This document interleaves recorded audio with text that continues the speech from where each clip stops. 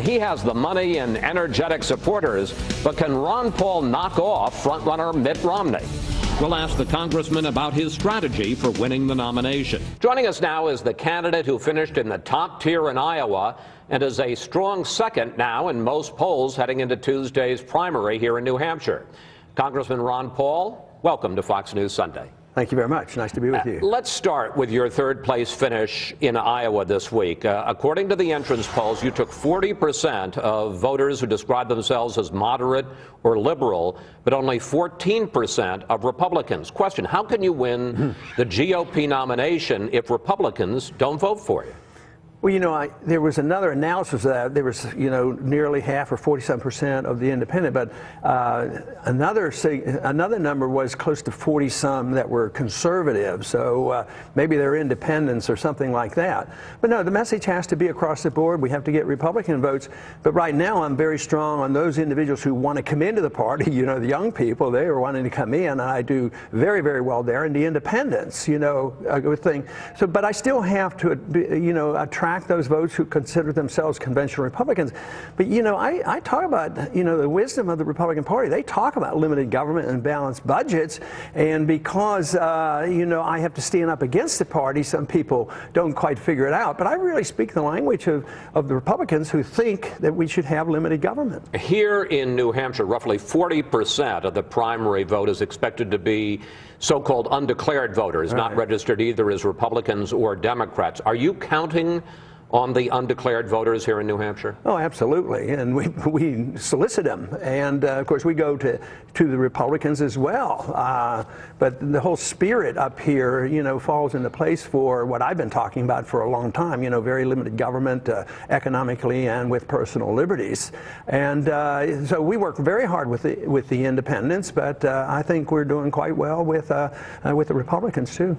Your campaign manager says that your focus is to win 5 caucus states like Minnesota and Maine and Missouri, because if you take 5 states, you can then get your name placed in nomination at the Republican convention in Tampa in August. Question, that sounds more like a strategy to make a primetime speech at the convention or to affect the party platform than it does to win the nomination.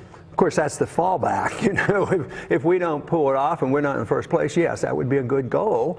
And people ask me why I run, and I run to win, and I have won a lot, but we also want to help direct the party and the country in a certain way. So that would be a very, very positive strategy to have an influence in the party, so we certainly would look at that as well. Well, let me ask you about that, because, there's a big deal made about the platform at the convention, and then, frankly, I don't have to tell you, people ignore it. Yeah. Why is it important to you to get your views, anti-war views, anti-government views, into the party platform? Oh, I think so.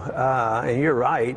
But that's also the reason the American people are so sick and tired of the promises by Republican and Democrat leadership. They make these promises, they have platforms, and they go and they don't do anything about it. The Democrats act like Republicans, Republicans act like Democrats. They keep spending the money. They don't shrink the size of the government. They don't protect our privacy. So then why do you care what's in the platform?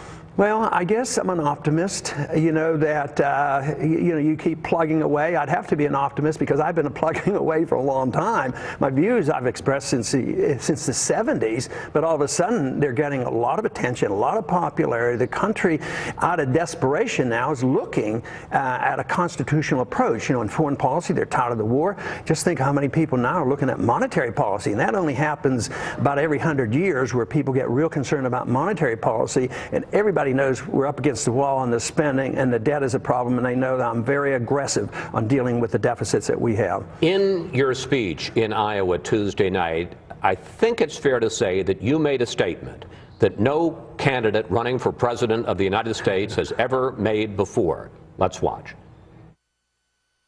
I'm waiting for the day when we can say we're all Austrians now. I think you'd agree. No presidential candidate's ever said it. You were advancing in something you believe very deeply in the Austrian School of Economics, which opposes the idea of government intervention in times of downturn, of crisis, and says, basically believes in the value of what's called creative destruction. Is that what President Paul would do creative destruction? Well, that is the answer to our problems. I mean, if you want economic growth, you have to listen to that. But you know, obviously, that statement comes from the fact that I didn't have very good handlers, or I didn't listen, because I'm sure a political handler, what are you talking about? Only your supporters are going to know what you're talking about. But a lot more people know about it, the young people on campuses. No, what you want is corrections, and we're talking about a correction in 1 year instead of 5 or 10 or 15 years. For instance, Japan's been correcting for 20 years, and they haven't cleansed their system. They haven't gotten rid of the malinvestment and the bad debt. We did it in the 30s, and we're trying real hard. We predicted these problems and said the malinvestment distortions come from the Federal Reserve having artificially low interest rates. So you're saying don't intervene, just if it's going bad, let it go bad. Quickly. In 1921, that's exactly what we did, and the GDP went down like 15%, and debt was liquidated. Nobody even remembers it. So now when you prolong it and you prop things up, like in the Depression, we did things like, well, the farmers didn't have enough money, so we needed more money for crops, so we, plowed the crops under when people were starving. That's the silliness of government intervention. So you need to get rid of the mistakes. It's sort of like you need the operation, you need the surgical removal of the tumor, and the tumor is the mistakes and the debt. And this is why I make bold proposals to cut $1 trillion out of the budget. Last week, you were asked about and defended your criticism of the 1964 Civil Rights Act, which ended discrimination in public accommodation. Back in 2004, you said this, and we're going to put it up on the screen: the rights of all private property owners, even those whose actions decent people find abhorrent, must be respected if we are to maintain a free society. Are you saying that the owner of a restaurant, a private restaurant, should be able to decide whether or not to serve black people? What I'm saying is I'm challenging individuals to say, what is private property?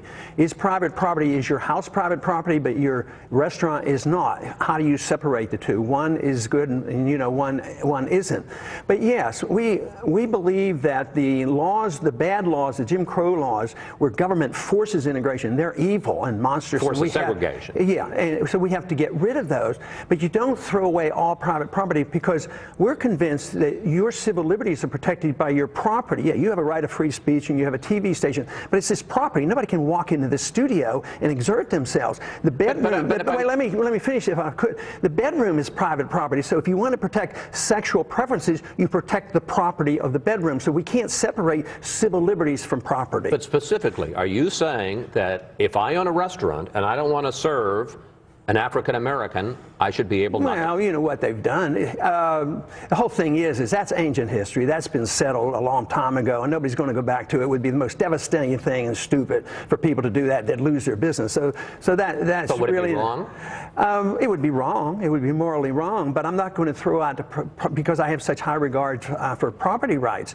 But what the whole thing is sometimes these things don't work out as well. What do? They privatized a lot of things. They had private clubs and things like that. I think you have to change people's hearts and minds, but you have to understand property, and property protects our religious beliefs, our personal beliefs, our civil liberties. But if you throw that all out, just think of how often government was the culprit, whether it was slavery, the Jim Crow laws, and segregation in the military.